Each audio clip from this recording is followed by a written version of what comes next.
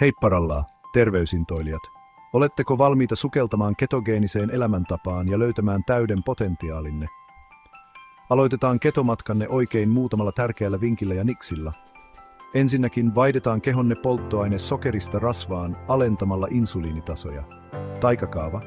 Vähennä hiilihydraattien saantia ja syö harvemmin, kyllä, harvemmin aterioita, ei vähemmän kaloreita. Keskity vähähiilihydraattisiin ruokiin jättämällä pois sokerit, viljat ja tärkkelykset, mutta muista ladata lautasellesi kasviksia. Tavoittele ainakin 7 kuppia päivässä. Seuraavaksi puhutaan proteiinista.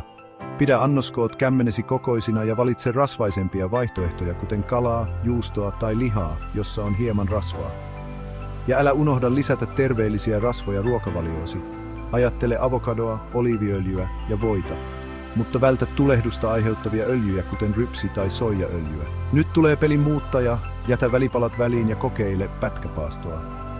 Esimerkiksi syö 2 ateriaa 6 tunnin sisällä, esimerkiksi keskipäivällä ja 6 illalla. Jos nälkä yllättää paaston aikana, kahvivoin tai MCT-öljyn kera voi auttaa. Lopuksi, vältä aamiaista ja anna aidon nälän ohjata syömistäsi. Noudata näitä periaatteita, niin alennat insuliinia, poltat rasvaa ja tunnet olosi upeaksi. Oletteko siis valmiita muuttamaan terveyttänne ja omaksumaan ketogeenisen elämäntavan? Paina tykkäysnappia, tilaa lisää vinkkejä ja murskataan tämä matka yhdessä.